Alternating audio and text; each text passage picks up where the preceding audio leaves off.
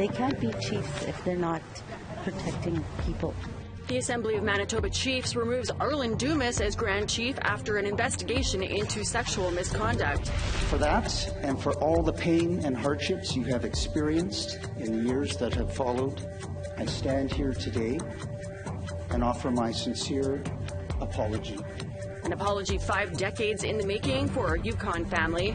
We're starting to put some amenities in place, some water, some washrooms. So, that's how serious people are when it comes to powwow. And a Manitoba First Nation tunes in to their own radio station to hear all of the community chatter.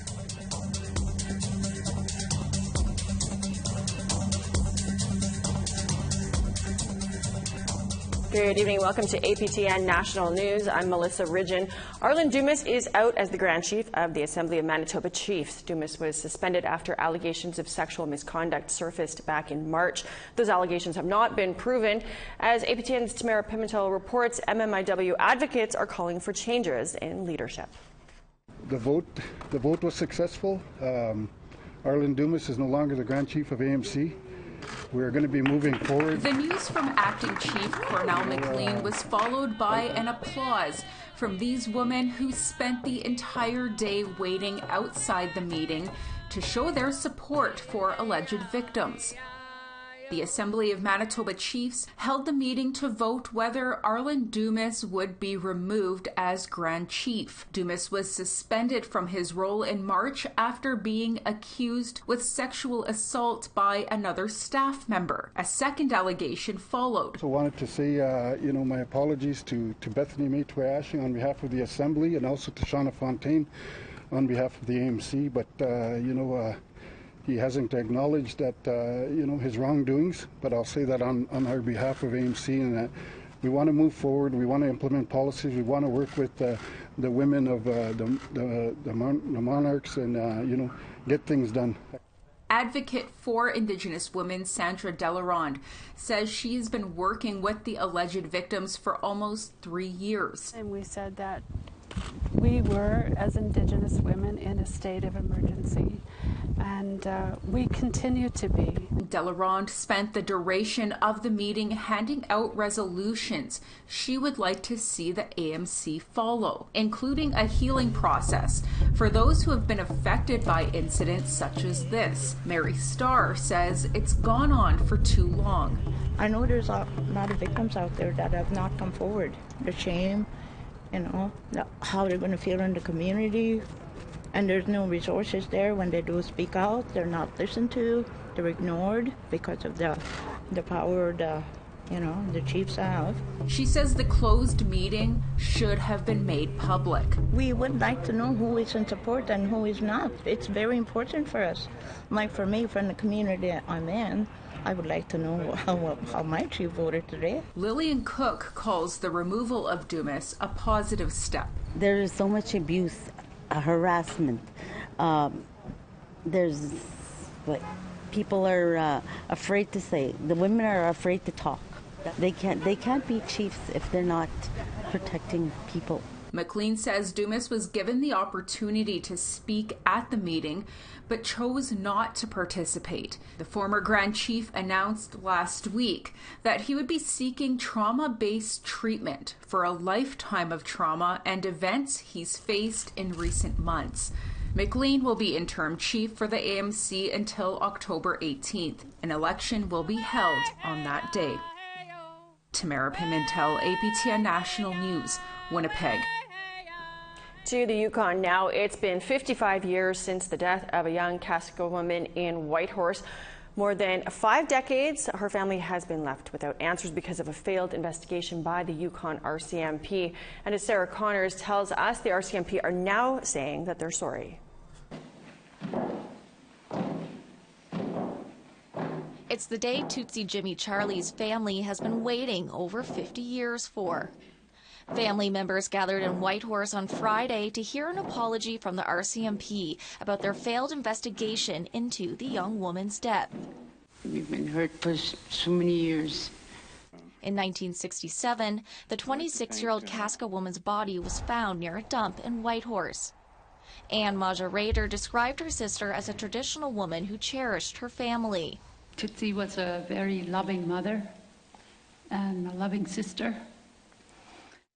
According to a coroner's inquest, exposure and alcohol played a part in her death and she died from misadventure. The case was closed and RCMP never investigated how the young woman came to end up at the dump. Nothing was done. During the Missing and Murdered Indigenous Women and Girls inquiry in 2017, Jimmy Charlie's family shared her story and the case was put back on the RCMP's radar. They now admit they didn't conduct a thorough investigation.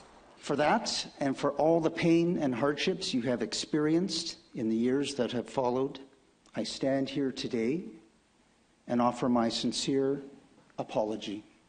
I really appreciate the acknowledgement that the RCMP did not do their job.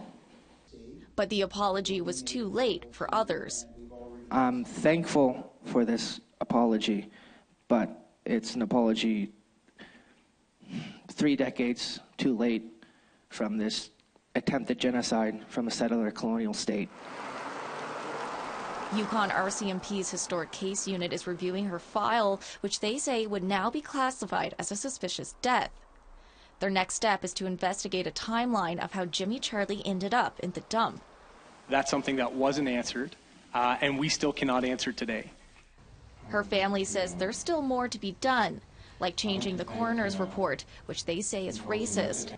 As for Jimmy Charlie's daughter, it will take more than an apology to heal the heartbreak of her mother's death. We're still hurting. Between my brother and my family, it will never heal. Sarah Connors, APTN National News, Whitehorse. Many questions remain in the case of a missing Saskatoon woman who was found alive and well weeks later with her 7-year-old son in the United States. What is clear from a Saskatoon Police Service briefing today, 48-year-old Dawn Walker, an executive with the Federation of Sovereign Indigenous Nations, now faces several criminal charges on both sides of the border after being found in Oregon on Friday, a week after she'd last been seen in Saskatoon. Here's APTN's Leanne Sanders with more. Deputy Chief Randy Huseman of the Saskatoon Police Service says it was a wide-reaching, multifaceted investigation involving more than half a dozen agencies in Canada and the U.S. that led them to find Dawn Walker and her son Vincent Jansen in a rental in Oregon City, Oregon. He said Walker remains in custody there and appeared in court today on a felony charge of making false statements in the use of a passport and a less serious misdemeanor offense of possessing an ID without lawful authority. Huseman says Walker will face charges here when she's returned to Saskatoon. Parental abduction in contravention of a custody order and public mischief. As the criminal investigation progresses, there may be further charges that Ms. Walker will face as a result. Huseman said they know Walker entered the U.S. via Alberta into Montana, but wouldn't speculate on whether Walker had help, what further charges could be laid, or how much the week-long search, which covered land, air, and water, cost. But he says it will be significant.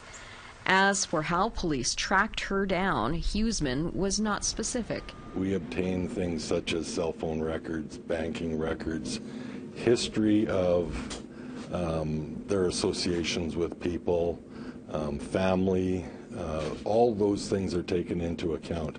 And when we start seeing anomalies, we start going in that direction. Huseman said investigators are consulting the provincial Crown Prosecutor's Office to arrange for Walker's future extradition to Canada. Her 7-year-old son, Vincent Jansen, was reunited with a legal guardian on Friday and returned to Canada Saturday. APTN has reached out to Vincent's father, who launched a webpage as the search for his son and Walker got underway last week. A GoFundMe launched by friends of the Jansen family has raised nearly $47,000, while a separate GoFundMe raising money for Walker's legal defense hovers around $15,000. Leanne Sanders, APTN National News, Saskatoon. We need to take a short break, but still ahead, hundreds of people are evacuating due to out-of-control wildfires in BC again this summer. I honestly didn't think it would even get this far. So yeah, we're just getting a little bit concerned now.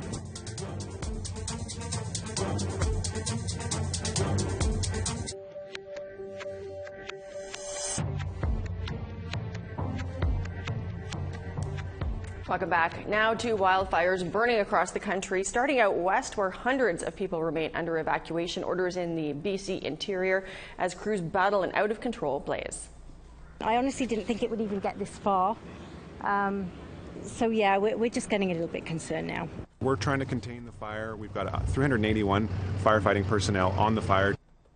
In addition to the 381 firefighters, BC Wildfire Service has 16 helicopters and 43 pieces of heavy equipment battling that wildfire.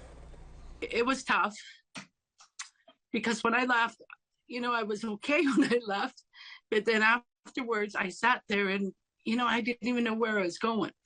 And so it was an ugly feeling. You kind of feel like you're homeless and that you don't have a place to go to. And on the east coast, a state of emergency remains in effect because in Newfoundland because of 2 out-of-control wildfires.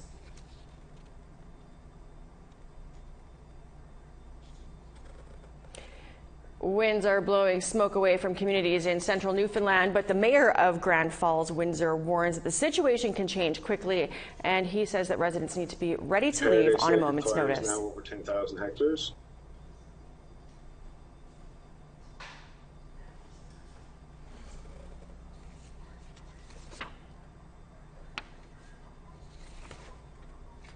We are concerned about the smoke situation, and again, the wind plays a big role in that. But there are evacuation plans in place if necessary. Some vulnerable populations are already being moved out of the area. Central Health are evacuating patients from the hospital and long-term care facilities. And we've got our residents on standby to be ready at any moment to evacuate if the call comes. Winds will play a big role in how the fires behave over the coming days. Well, the housing structure in Northwest Territories has been oppressing and dispossessing Indigenous land for generations. It's a complex problem that author Kat Leah Lafferty tackles in her latest novel, This House Is Not a Home. Charlotte Moore-Jacobs has more on that. He had no other choice but to play by the rules of the game, to live in the confines of the government's regime. With the shutting of the door, he felt as though he had turned his back on the land that he truly called home. Kat Leah Lafferty is using her platform as an author to address the crisis that is Northern housing. The powerful prose titled This House Is Not a Home weaves a story of colonialism and the dispossession of Indigenous peoples in their own homeland. As the co-chair of a committee for the Yellowknife Standing First Nation on housing, working there, I really saw all of the issues that many housing residents were living through when it comes to having mold in their home or putting in maintenance orders that weren't filled, to having their house taken right out from underneath them. The things that were supposed to be making their lives easier were instead filling their lives with idleness. It's the third book from the acclaimed Dene, Cree, and Métis writer and inspired by true events.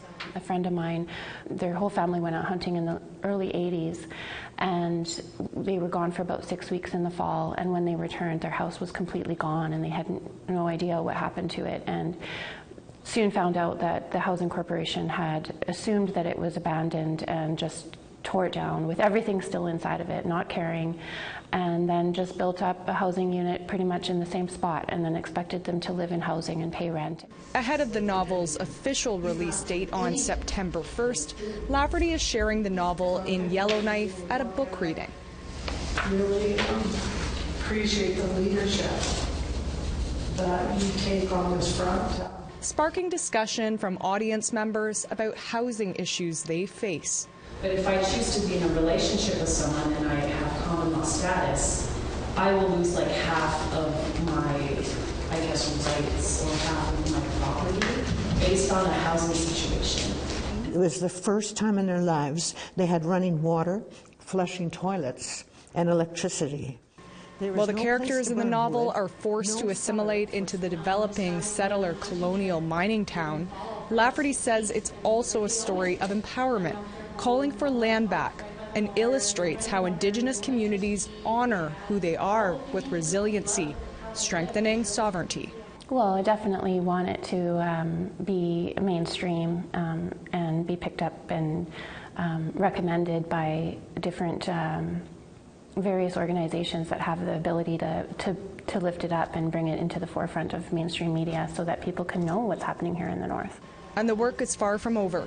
On August 13th at the Yellowknife Library, Lafferty will also be helping individuals impacted by housing issues in submitting claims to the National Housing Advocate. Charlotte Mort-Jacobs, APTN National News, Yellowknife. Broken-headed Ojibwe Nation in Manitoba now has a radio station. Here's Chief Gordon Blue Sky taking a turn behind the mic to talk about Treaty Days and powwow celebrations on the weekend. Campers are already setting up. We're starting to put some amenities in place, some water, some washrooms.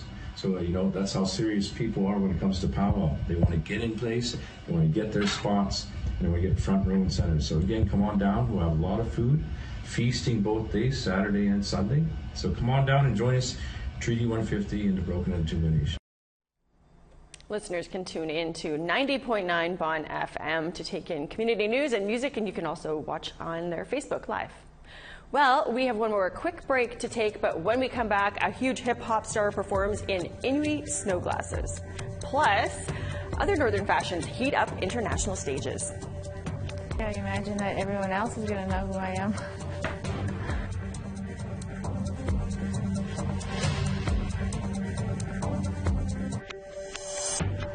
Welcome back. It's time now for our photo of the day. Jennifer Sinclair shared this delicious shot of moose pie with wild rice salad. She's a cook at the Family Centre on the Temagami First Nation in Ontario. The rice grows at the lake there. It's harvested by hand every year by Mark, Sam, and his wife Amanda Paul. The moose was provided by the Centre's cultural programming colleague, Jamie Seville. Thank you for sharing this, Jennifer. If you want to be our photo of the day, you can email your pictures to share at aptn.ca along with a location and description of what we're looking at.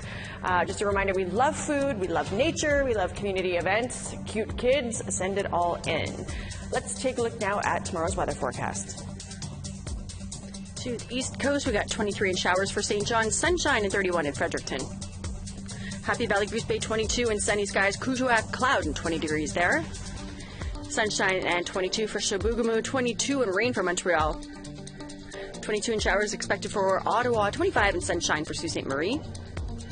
Kapuas, Casing and Simmons, both 24 and sunny skies. 18 and some showers expected for Big Trout Lake. 11 in rain for Churchill. 21 in showers for God's Lake and Norway House. Sunshine for and 25 for Winnipeg. 25 and cloud for Dauphin. 25 and sunny for Regina and Estevan. 24 for Yorkton. 22 and sunshine for Meadow Lake. 21 in showers for L'Orange. 24 for Peace River and Grand Prairie. 21 and sunshine for Fort Mac. Sunshine continues for the southern portion of the province. 25 for Edmonton. 30 in Lethbridge. 35 and sunshine for Kamloops and Penticton. 25 and sunny for Victoria. You get sunshine up north to Dease Lake. 25. Fort Nelson. 26. Dawson City, 15 and shower, 17 with a mix of sun and cloud for Beaver Creek, 26 and sunshine for Fort Simpson and Wrigley, 18 with a mix of sun and cloud for Fort McPherson, Paulatuck, 20 and sunny skies, 22 and sunshine for Baker Lake, Arviat, 16 and sunny, Kenite, 16 and sunshine, Joe Haven, 20 and sunny skies.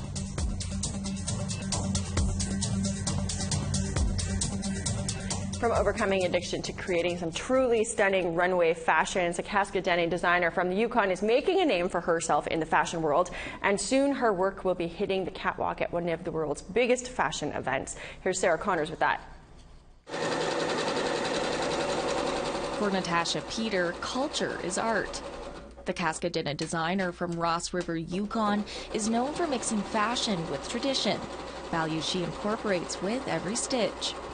There was a part of me inside that was pulling towards my traditional skills because growing up, my parents had taught me to live off the land and everything. And I guess that part of me wanted to come out. And I use a lot of the granny heel or the granny materials. Based in Whitehorse, Peter's designs are hard to miss, like these granny hanky-inspired heels and this shawl adorned with bees. Because all the bees and stuff are disappearing and everything, so I kind of made... And now, one of the world's biggest fashion events is taking notice. Peter's designs will hit the runway at New York Fashion Week in September. Her work was selected for Rise New York Fashion Week, a show featuring emerging and independent fashion designers. For Peter, it's a dream come true. And here I am going to New York, one of my goals that I've been wanting to achieve for the longest time. But just a few years ago, that dream seemed out of reach. For 15 years, Peter struggled with addiction. I didn't really have a youth because I drank most of that part of my life away. 5 years ago, she picked up a sewing needle and has been sober ever since. It was healing me, and I didn't know. And there I was, like 2 years of being sober, and I liked that feeling, so I kept going, and I started achieving a lot of things. Peter's business, Cascadena Designs, has customers from across Canada and the U.S. Last month, one of her dresses was worn at the Junos. Just recently, she made her fashion show debut at the Alexander Reserve in Edmonton. Her goal for New York Fashion Week? Make Cascadena Designs known to the masses. And after my fashion show in New York, I imagine that everyone else is going to know who I am. From addictions to the world's fashion stage, Peter hopes her journey will inspire the next generation of designers. And I hope my story will help somebody to follow their dreams too, Sarah Connors, APTN National News, Whitehorse. One of the biggest hip-hop artists in the world returned to the stage over the weekend. Travis Scott played 2 sold-out shows at London's O2 Arena, and what he was wearing has captured the attention of Inuit. This was the scene on the weekend as Scott descended to the stage. Here's the important part. Look at those glasses. London's Guardian newspaper described them as futuristic pair of off-white goggles with tiny slits, but the Inuit know them better as igok, traditional Inuit glasses that are made to prevent snow blindness. We are still looking for the designer of these glasses. If you recognize them, be sure to let us know. It's a very cool little nod to the North there by Travis Scott, or at least his stylists. That is all the news I have for you to kick off the week. I'm Melissa Ridgen. We're always thankful to have you join us. Have a great night. We're going to see you back here tomorrow. Don't forget to hit up our website if you've missed anything in the last couple of days, aptnnews.ca. Have a good night.